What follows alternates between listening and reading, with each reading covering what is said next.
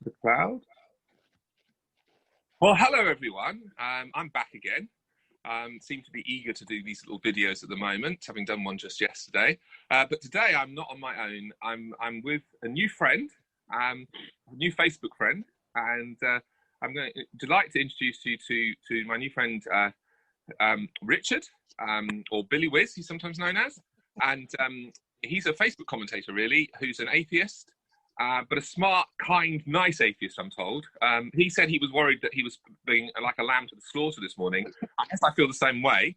But actually, we had a really interesting and respectful discussion start off on a mutual friend's Facebook wall following my post on telling the truth about COVID. Richard or Billy had a number of great questions, really. Let's turn this into a bit of a discussion, a meeting of minds. And the goal here is not for each of us to bash each other over the head clubs until at the end one of us emerges bloodied as the victor. No, the idea is for us to just try and understand each other and what we think, and help you guys, as you're watching this, to understand two very different perspectives and how actually maybe we might have some similarities too. So over to you, Billy. Can you just introduce yourself and just tell everyone what you thought of my post initially? Oh, hello, everybody. Richard's my real name. Billy's Whiz has been called since I was about 12. I was fascinated by Adrian's post, and I thoroughly enjoyed it and liked it about the fact it's trying to explain complex times of our life and explain the importance of understanding these complex times really relating to COVID and also other issues we're looking at as well. I'm fascinated to learn at every juncture I can, and I think already I'm learning different perspectives from Adrian and hopefully different things. And I don't know what to add after that. Hello. Great. So, Billy, why don't we start with some of the sort of things that you sort of specifically liked about this? I guess this issue of telling lies and the truth. First of all, one question I've got for you before you hit me with the questions is this a problem in the atheist community as well? These people who've become a little bit obsessed with certain conspiracy theories and just seem to not be able to understand rubbish. Sorry, that sounds really rude, but you know. No, I know what you mean. I don't think it's. I think this is a facet of humanity that is possibly not related to your ideologies.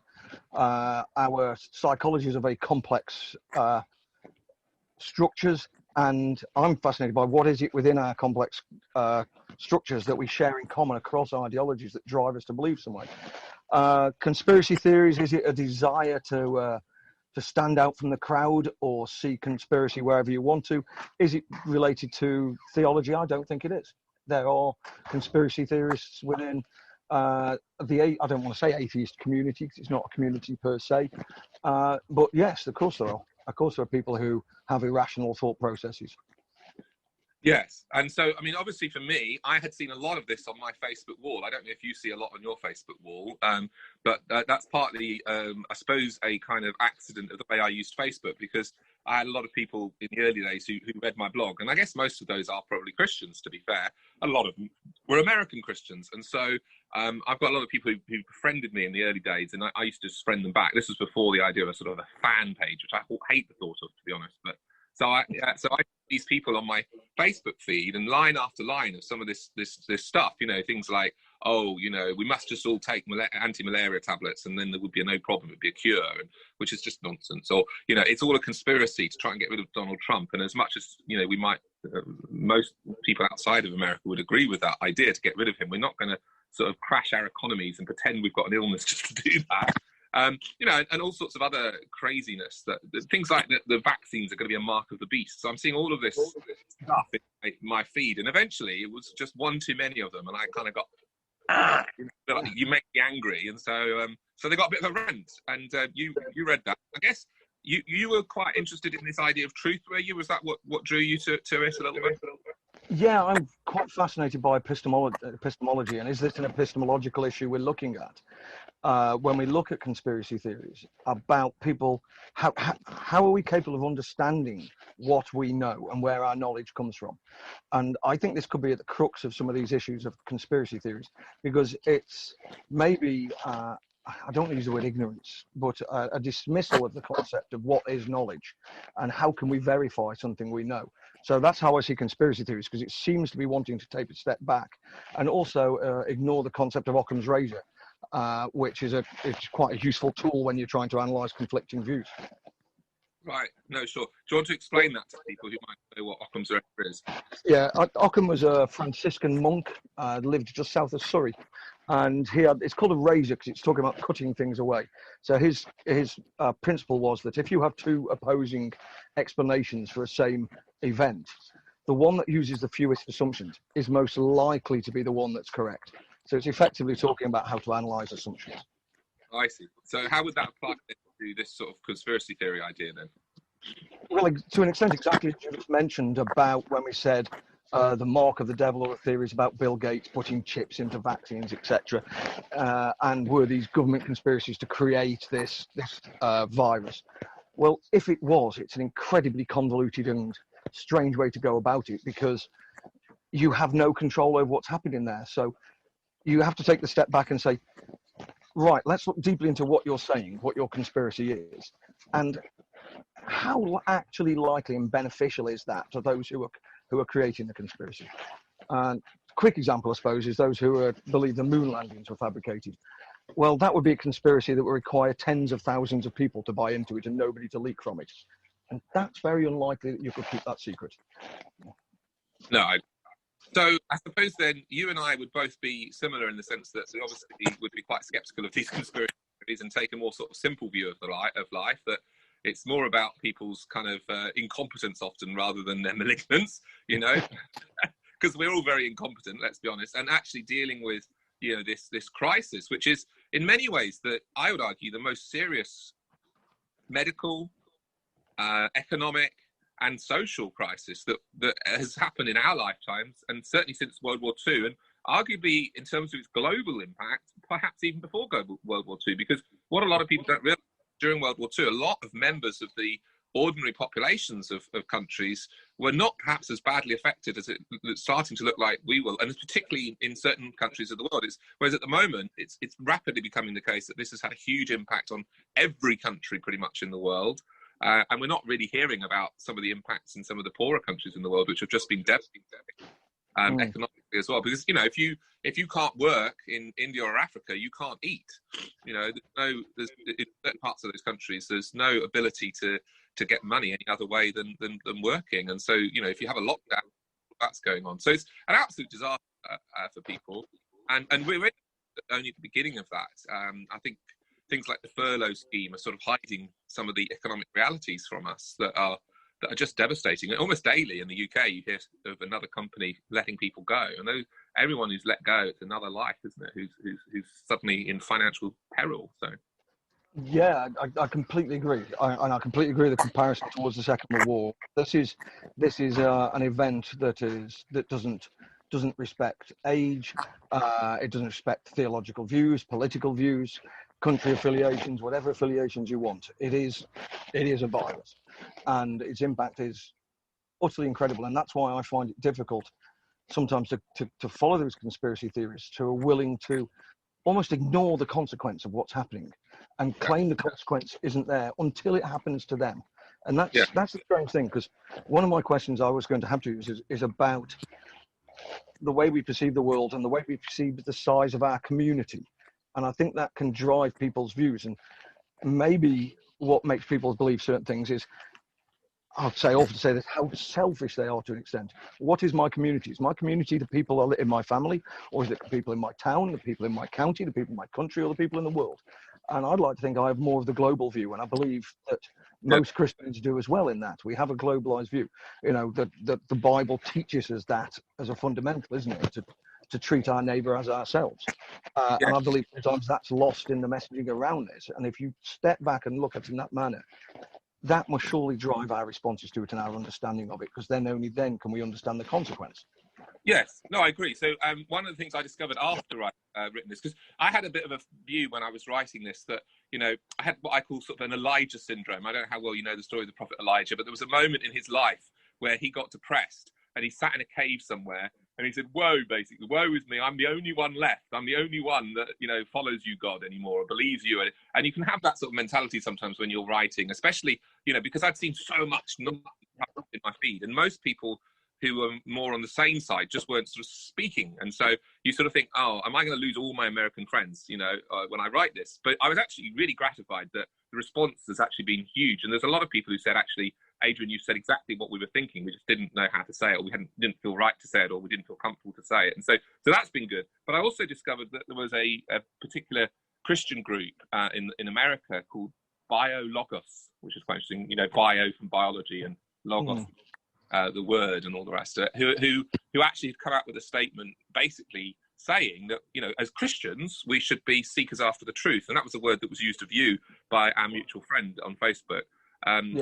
We should be looking for the truth, and that therefore we should be committed to the science, and we should support the science, and be trying to be led by the science, which is a phrase that a lot of politicians use. And it's not always easy, of course, because you still have to balance the economic costs and the social costs of some of these measures. And it doesn't remove all the kind of doubts about whether we're doing the right thing, but it does at least determine, like you were saying, this idea that and the phrase that they used was "love your neighbour, wear a mask," which is a sort of quite a simple sort of concept, that actually the mask wearing is not just about protecting you. So you as an individual, perhaps as a young person, might feel I'm not vulnerable to this virus, although that's not always true. Some young people have died of it. But you might feel like you're going to be okay, or it's just the flu, I'll be fine. Or you might think, and this is another thing I see a lot, oh, well, it hasn't happened to anyone I know. So you see a lot on Facebook, people will say, well, I don't know anyone that's even had this. Do you? Ha ha, it's just not real. Somehow it's out there. And I get quite annoyed with that, because I feel like saying, well, I've got personal friends in my church who've lost their husbands or their wives, and that's the reality. And my own family members had it and didn't actually end up in hospital, but nearly did. And one of them was sort of unable to taste for months afterwards, and things like this. It's a real thing. This isn't a conspiracy. It isn't a hoax. And I think that's what happens, is some people like to sort of say it's out there, it's not really happening here, and it can't happen here. And so then when they get told, for example, right, you can't have church, then immediately we get into this hostility thing. And this is where perhaps the sort of this is where it begins to get interesting for you and I, because of course you're in that sort of big bad atheist camp, and there's this idea that the atheists are now in charge and they're now in power, and that they're the now, I sometimes even call it this, I sort of talk about the new atheocracy. So where we used to have theocracy, and the dominant religion was Christianity, and perhaps Christians at times in the past have been guilty of oppressing those who didn't agree with them, and the laws were set up to favour them and all the rest of it. There's this increasing feeling in the Christian community, even in America, that that there's this battle between good and evil, and that's part of the thing between the Democrats and the Republicans. Why so many Christians will be so Republican, because they feel like, rightly or wrongly, that the Democrats are these atheists, who hate them, and if they could, would sort of burn them at the stake. And so in that context, you get a leader, a political leader, say, right, you've got to shut your churches, and they feel like they're just doing it for an excuse. And so you have some quite respectable members of church, society, coming out and refusing to do that, and risking prison and risking huge fines and things, and keeping their churches open, and starting the church service by saying things like, see, we're all here, none of us are wearing masks, none of us are social distancing. And my view when I hear that is, you fool. Because all it takes is one person to be there with the virus, and you can infect hundreds, as we know happened in the pub in Aberdeen. So it's kind of like, this is crazy. Yeah, it is quite curious, and I'm quite curious about the difference in Christianity across the Atlantic as well. And it certainly seems in the US that the Christian voice has a much more significant influence in general society. I do think it's a bit of who shouts loudest sort of concept on there, because I said our communal friend Aidan, I've spoke with Aidan before about this, about the Christian right, and he says I'm very much the Christian left. So again, this is this complex construct of society, of the individual, shall we say, that you could almost take I'm trying to think of the physics word, I've forgot it now, I warned you this would happen. I'll come back to it. An approach that we have different parts of our personality that have different strengths. A quantum approach, that's what I was looking for. So do we have a quantum approach to personality where we have a whole host of traits that are on a spectrum? I'm quite high on the ADHD spectrum. And it's the balance of those that end up making our decision making. So when I see Christianity in the US and that, I think there's also a lot of a phrase I've read about called toxic individuality in the US. I think there's a lot of the obsession of the liberty of the individual, and kind of the opposite of what Spock would say in Star Trek, which are the needs of the many outweigh the needs of the few. And it's that view of the needs of the few, I think. So if you have a church leader who is of that ilk, they don't want to take, it's natural in our human instinct not to take advice from outside of our community because they're not the people we intrinsically trust. So perhaps it's some of that. If you don't think the same way I do, why should I trust your view? And it's the acceptance of the possibility. And there's a note I wrote before this. Is the most important question anybody can ask themselves, or say to them, sorry, not question, statement they can make, I don't know. And what I see from some of these communities is a lack of desire to say, I don't know, I'll trust somebody else. And as you said, follow the science, trust the science. But also we've got to trust the politicians because the scientists can't see the economic effects. So, you know, we kind of need a combined meritocracy at this stage, don't we? What's the other word I'm looking for? Technocracy. So we do need our experts at this point to be telling us what is happening, and then somebody in authority to make that judgment. We have to kind of trust that judgment, and it's difficult for us to do that. Yeah, rather than trust what we see. I mean, like, I think that's the thing. So this is quite interesting in terms of the issue around, you know, medicines, whether they work, which is one of my areas, you know, without wanting to sort of blow my own trumpet, as it were. But, you know, I've spent 15 years working in the pharmaceutical industry, helping to design, helping to run, helping to interpret, helping to communicate the results of these huge randomized controlled trials. And now, you know, I'm a really big fan of randomized controlled trials within the medical field, because I think they're the only way that we can really understand whether or not a medicine works. And they're rather nice, rather clever, and rather in some ways simple, although obviously the details of these are much more complicated than they initially sound. Experiment. They're a scientific experiment, and it's something that is rather beautiful and rather nice, and you shouldn't really argue with the results of them. You can argue about whether they were run right, or whether they were designed right, or whether they asked the right question. And sometimes, yes, you'll run a clinical trial, and then you'll run another one that might look as though it's fairly similar, but is slightly different, perhaps in terms of which people it allows in, or all of those kinds of things, and can come up with slightly different results. So, you know, it's not as though it's a sort of completely simple thing, but nonetheless, an RCT, to use that word trump, you know, should trump anything else. And yet what we're seeing here is a lot of people who get sick, and then they hear something on the news about a malaria tablet or something, and so maybe they persuade their doctor to prescribe it for them, or they get it somehow, and they take the malaria tablet, and then the next day they feel better, and they think, oh great, the malaria tablet healed me. But actually, that's nonsense, because maybe they would have got better sort of anyway. Because that's the other thing about this virus. A lot of people, one of the reasons why a lot of people don't realise how serious it is, because they might have heard of people who get over it, and they say, oh, well, it's a wonderful survival, you know. I was fine. Again, I was fine. But actually, for somebody like me, you know, with my condition, I've got blood cancer, 30 to 40% of people who get coronavirus and report it to their doctors with my blood cancer condition actually die. So no wonder I've got a different perspective on it to someone else who might have thought that they've got maybe a 1% chance of death, or perhaps even less than that. So it's kind of, so you see this kind of thing where I haven't seen it, so I don't believe it, or I've seen a drug has worked, so I think it does work. And then I come along and say, hang on a minute, you know, you've got to understand here, it's not just about what you've seen.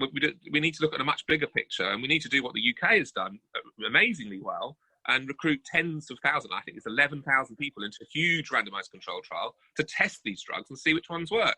And then they come up with the results, and some people say, oh, it's just all biased. We don't agree with that. You know, this is some conspiracy. And we think the results of the trial don't matter. We want to follow what we see with our own eyes, you know. This is, I like that approach, and this, to some extent, the issue I've had really with the UK government over the coronavirus is messaging. I wish they'd be more in their messaging, because, okay, not everybody's going to understand the aspect of it.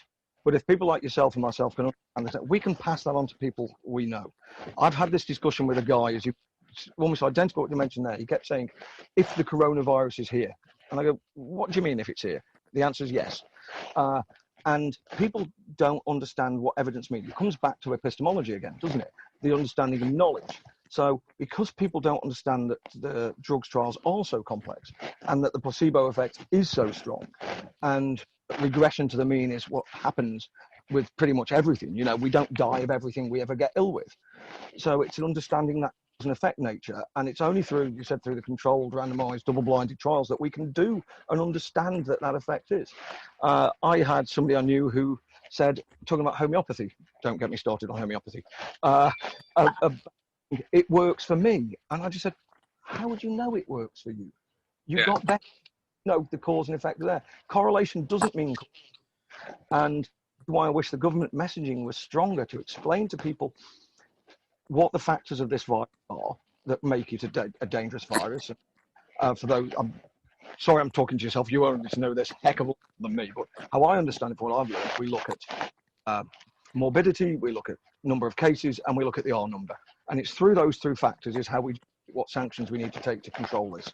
If the cases is very low, we can relax the sanctions. If the number was very low, we could relax sanctions, but we aren't in this case.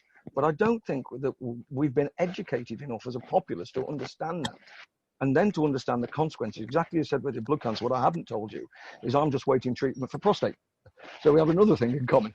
I said to my wife, more careful now, we've got to adhere to the rules tighter, because I'm about to surgery in a few weeks' time. So I can't afford to catch this virus before then, because I don't want to delay operation, or don't want to put anybody else at risk. And again, yeah, I think it's the messaging isn't enough to explain to us the consequence. I don't think there's enough about understanding virology to the extent that, yes, the morbidity rate is much lower in young people, to be almost insignificant in some categories. But that's, again, the individualistic approach, not the holistic approach of looking at society. They can go and meet, but they're going to come here to another stage, or they're going to meet, going to communicate with me. We could go in the same public space, touching the same things. So again, that sort of selfishness against your personal drive against your position within a community.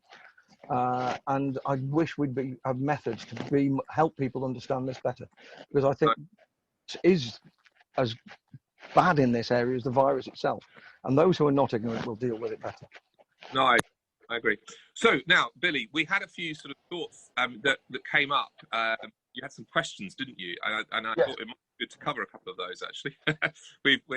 This has all been introduction, really, but there we go. And we've all been agreeing. I mean, we just basically, you and I have been agreeing with each other, which is wonderful. Yeah, I'm having to look the questions up, but if you want to come back to them, if you've got them ready. Well, I've got one of the questions, which I remember, so I'll sort of dive in with that one while you're thinking of the other.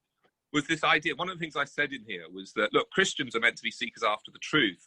I made the point that the Christian worldview could arguably, be the foundation for Western science. And you had a bit of a debate. Yeah. And so, I guess I should maybe sort of speak a little bit to that. So your thought was, hang on a minute, not all scientists are Christians. And I would immediately say, of course, that's absolutely the case.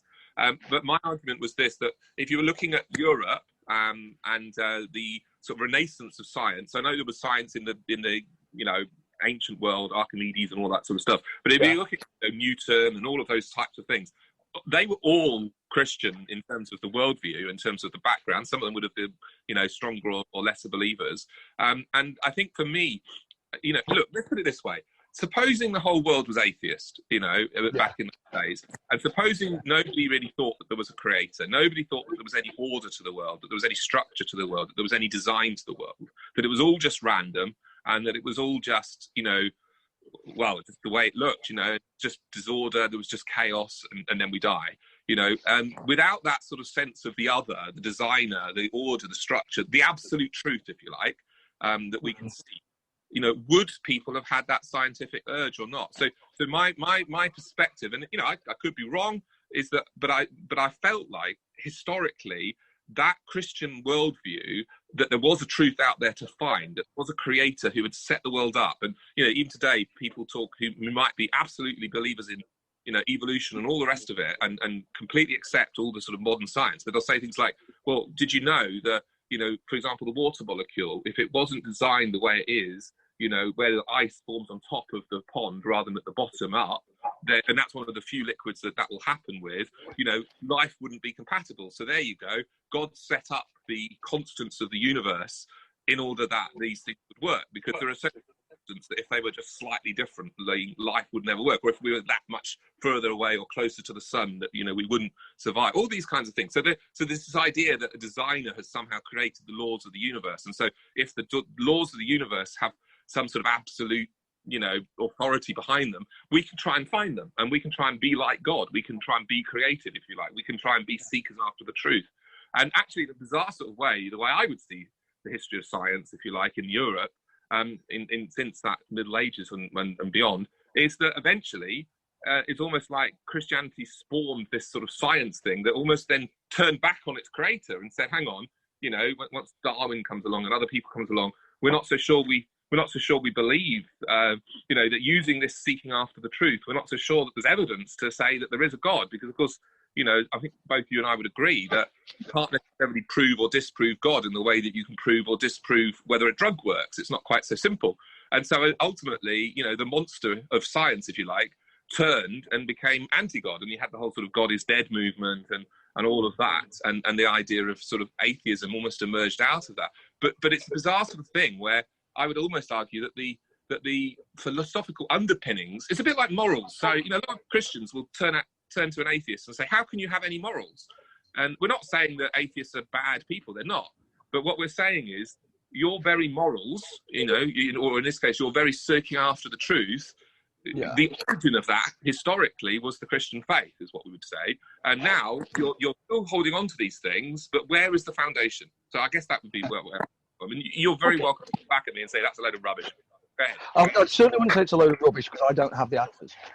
But what I would say on that is, are we taking a correlation and causation approach again now, in as much that Christianity was obviously pretty much the only religion of any consequence in Europe at that time. So by default, pretty much everybody in positions were Christian. Was it their Christianity that did that, or was it natural human desire to learn the factor behind that? So there'll be many factors. Is that one? Let's look. You mentioned Newton. Let's look at Newton or other scientists from that golden era of understanding. Would they be a Christian if they were alive now? So was it their Christianity that made that? I suspect that a lot of, I couldn't say what number, but a significant number, whether that's a high number and a low number, of scientists in that era may well be atheists if they're alive now, because it's all based on what knowledge we had available to us. And I kind of often see science, the progression of science, as an increase in resolution. The more detail we can see, the more we change our modelling. And at that time, we didn't have much detail to see. Yes, we had astronomy. Yes, we could see the stars. We didn't fully understand what they were. We didn't know how big they were. We didn't know how far away they were. But our resolution allowed us to make some leaps. So that could have been the natural progression. Instead of Christianity being the driving force, it could well be technology that's the driving force. As we have better technology, we can do better experiments. We can get a better understanding of the results of those experiments. When you mentioned a little segue here, when you mentioned truth, I don't like to use the word belief, but I will in this case. One of the few beliefs I have is that the actual only truth in the universe is mathematics. If there is the concept of parallel universes, if there is the concept of universes that may have different laws, exactly as you said, meaning water molecules ice doesn't float on water, or the relationship between protons and neutrons, etc., is different, or whichever forces. Would the universe be a different thing? Yes, it would. It could still exist as a universe. Would life exist? We can't know. A different version of life may well exist. But the only thing that would be same, undeniable between those two is mathematics. Mathematics is absolute. I've segued a little bit there, but we went into truth. So going back to the Christianity and Western Europe, there is undoubtedly a correlation between the development of science and technology during that period. All the question is, can we know that it was the Christian faith that drove that forward? If the Christian faith is allowing people to be more inquisitive, is that an evolution of Christian faith? Because Christianity has different aspects, doesn't it? We all know that there are some people in Christianity who are biblical literalists. I somehow doubt, I'm going to guess that you're probably not a biblical literalist. Would that be true? I mean, it depends what part you're talking about, I suppose, really. I mean, I think, I do take parts of the Bible literally that are intended to be taken literally, but then there are other parts of the Bible that are quite clearly more poetic, and obviously, you'd be a fool to take poetry literally. I mean, just classic examples. Even today, we talk about the sun rising and the sun setting. I mean, we do that all the time because we're using anthropomorphic, central language. To us, it looks like the sun's rising. Everyone knows that the Earth is rotating now. We all know that, but we still talk about the sun rising and the sun setting and the sun making its path across the sky, because that's what we see. It's a bit like the whole sort of thing when you're in a train at a station. I mean, gosh, you're sitting at the station waiting for your train to go, and suddenly you think, oh, we're moving, but we're not. You look and you realise it's the train next to you. And that's very disorientating when that happens. So that's a great example. There's lots in the scriptures about that, but that doesn't mean that they really believed that the sun was moving, and all of that. It really doesn't. So yeah. But let's not get too much into exactly the boundaries of what bits I take literally and what I don't, because I think of course that's not this discussion. So to go back to the European, we'll call it Renaissance, scientific Renaissance, from probably the 16th century onwards. Really, we're looking in that area.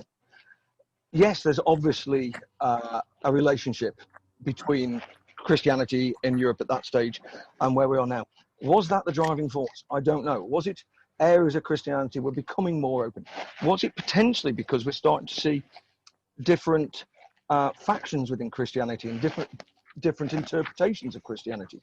I sometimes, this isn't for this discussion, but I sometimes find it difficult to comprehend why there are different versions of Christianity. If God is absolute and God is the truth, surely there must be only one answer, but that's a different discussion. So, but was it? It's an interesting point, because actually, the idea, some would argue that it was almost the idea of the sovereignty of the individual that comes up, because a monk, sitting in a little seminary somewhere, was able to look at what the Roman Church was saying and go, that's rubbish, and that he gets out his Bible. So in this instance, he's saying that the Bible is the source of my authority, and he compares the Bible to what these experts, theologians, are saying. He says, I'm going to follow the Bible. And then what he did was he writes his little thing, and this is where technology comes in, because he sticks something on a board, on a door, nails it to a door, and probably just 10 years before that would be the end of it. But because someone had invented the printing press, I'm just writing the word printing press. As you said that, I'm writing the word printing press. Was that a driver? And apparently, without even his permission, turned it into a pamphlet, and suddenly that gets communicated around Europe, and people are then able to look at this new authority figure, this monk called Luther, and compare it to the other one, and then suddenly you've got this split. And in a sense, that kind of approach is crucial for science as well, because science only gets advanced when people actually go, I'm not so sure I believe the received wisdom anymore, and I'm going to do my own bit of research, maybe not into the Bible, but into sort of evidence around, I'm going to look at I'm going to look at the peas and see how they grow and whether they're tall or short, and Mendel discovers genetics, and all of these I'm going to observe with an eye of wonder and an eye of inquiry and an eye of maybe I could actually find something out that is different to what everyone else is. So, but it's interesting because, of course, that very same attitude arguably could lead to the conspiracy theory, because I was just saying, you shouldn't believe one person against all the experts, and yet I say we should maybe follow Luther. It's kind of really interesting. It's choosing your expert is really crucial at this point, and choosing your ability to discern what's right and wrong, what's truth. Actually seeking for the truth and lining up the evidence and saying, okay, so this person might be an authority, but here are their assumptions. Here's this other person who's making a new theory, and here are their assumptions. Which one of these is true? Which one of these are we going to follow? And is that just a democratic thing? I mean, in Europe, of course, it wasn't democratic. It was about what the king decided. And so you had that whole sort of, war of the religions between, even in the UK, where, 1 minute we've got a Catholic king, and the next minute we've got Protestant, then Catholic, then Protestant. And even to this day, our king or queen has to be a Protestant. They can't be a Catholic. And they can be atheist, but they can't be a Catholic by law. I think that's really interesting. So there you've got authority imposing the view of these sort of upstart, anti-authority people. So I think that's one of the challenges within the Christian faith, is we've got this strong belief in the sort of the individual rising against the kind of populist view, or the received wisdom view, which is a view that also can drive science. So it's interesting, but it can drive. Well, that's perhaps where I think I'm doing what I think I should do as a scientist, and I'm learning more information and changing my view. So I'm actually changing part of my view as we're speaking. And when you mentioned printing press, as soon as we start to talk about, so was Christianity fortunate to be around in that period where we'd progress somewhere, or was it Christianity driving a desire for learning? Whether that learning is about Christianity itself or science was it the desire to learn? So we're getting to a phase when you said the monks were starting to document. We were writing. I can't remember when the printing press was invented, but it probably a long time after the period we're talking now. So was it the fact that now we can communicate not only to like we are here, or as if we're in the same, shall I say, communicate ideas across distance and across time, because I can document them. So once we started to document and we got the sharing of information, is that the driving force for what we saw of this explosion in that minute? I suspect that might be a factor for it. So was that Christian ideology driven that, or was it a scientific desire to understand itself better that has to other people to want to understand the rest better? We can't really answer that, but I suspect it's a combination perhaps of the two. Freedom of the individual to communicate with other individuals, and the lack of reliance on uncontrolled authorities. Yeah, no, I agree. And that obviously, the printing press was around when Luther was there. I'm not sure. I think it was created around that time. And then, of course, ever since then, we've had better and better technologies of communicating. Yeah. And that's why I think, the problem is, you see, one person comes up with an idea, and if it becomes a meme, millions of people watch it the next day. And, that can be fine if it's just something funny. I mean, I don't know, the mask lady, you remember that?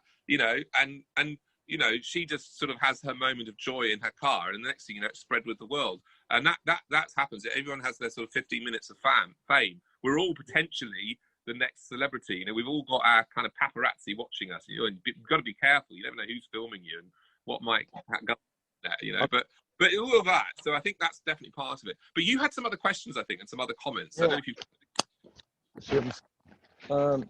So yes, I think we've covered the first two. Actually, I think it was my first two questions covered that. The other was just sort of technical discussions about various aspects when we spoke about random RCT trials and sanctions we take, which we've actually covered in this discussion now. And my comment saying I wish I lived in New Zealand right now. You wish what? I wish I lived in New Zealand now. Oh yes, that's right. So yeah, actually the questions I had there, I think we've covered in most of it, because the fundamentals were about, can Christianity take credit for that revolution? And maybe revolutions as like that have happened in the past. For instance, take the Islamic influence on mathematics. From 0 BC to about 1000 BC, huge growth of mathematics in that area there. And both Christianity and Islam and Judaism as the Abrahamic faiths have had periods where they want to be enlightened, and they've had periods when they've suppressed as well. And I think, as you said, it depends who's sitting at the top of the tree and what their approach to that is. So on those questions, I think, we've sort of covered that. About my first was about Christianity's influence. Can we claim that influence? Did comment that there's no such thing as Western science, didn't I? That there is just science. I think you were explaining better that we talked about what happened in Europe at that time. This is why when we moved on to colonial age, Western Europe was so dominant worldwide, because we'd had that explosion of understanding and science and technology and whatever we want to call it. So to be honest, I think we've actually covered most of what we had in on that. So in our sort of like little kind of weaving around, we covered most of those issues, so that's good.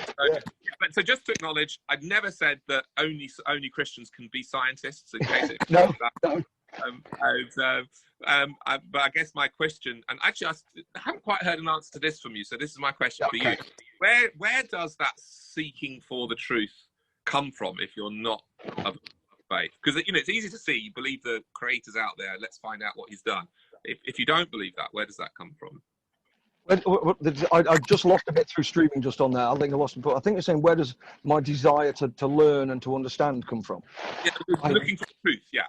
Yeah, I wish. Am I looking for the truth? I don't know, because I don't know that I'd know the truth if I saw it.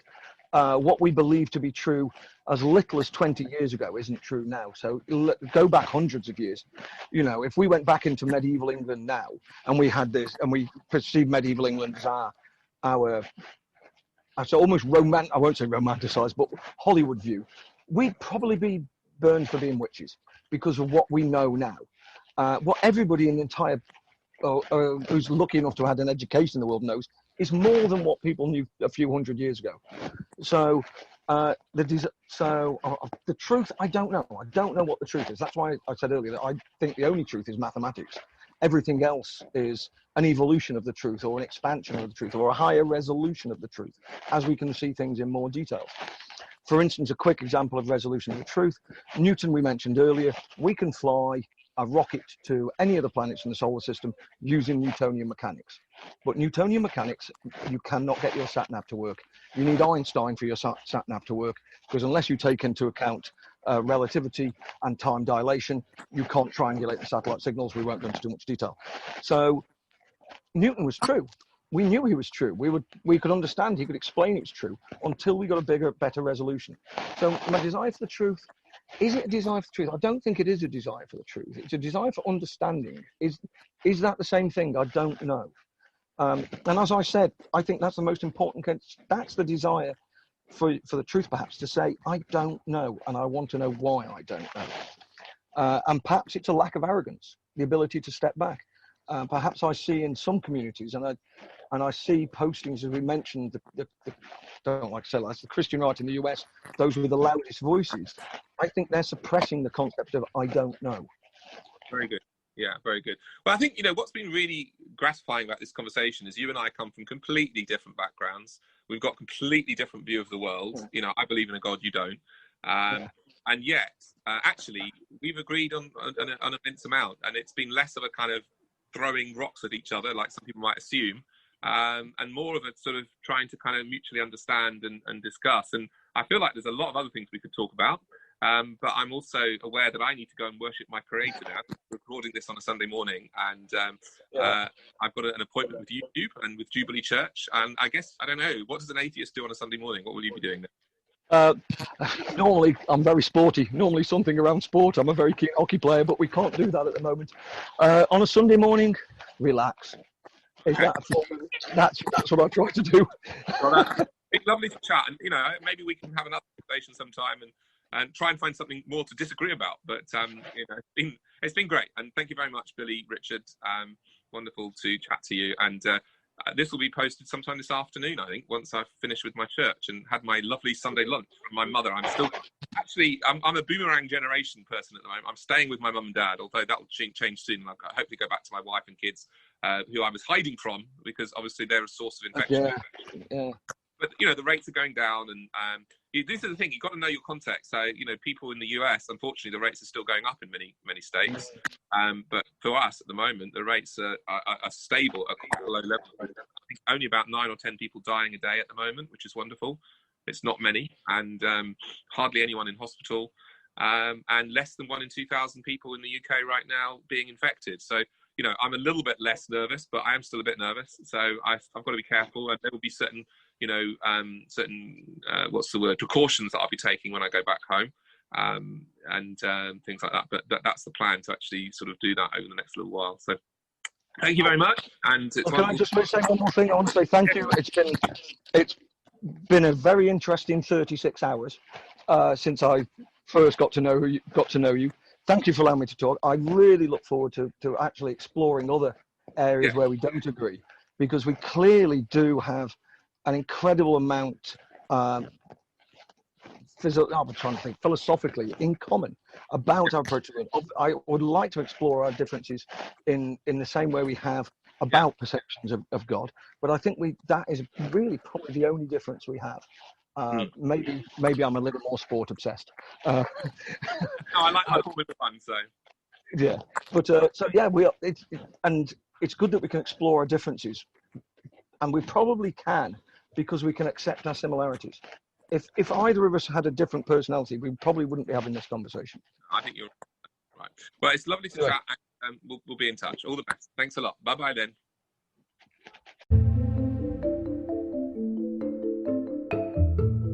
Well, you've made it to the end of an episode of Adrian Warnock's Christian podcast.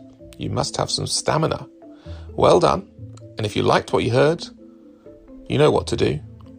Subscribe, review, tell all your friends about it. And in the meantime, why not visit adrianwarnock.com?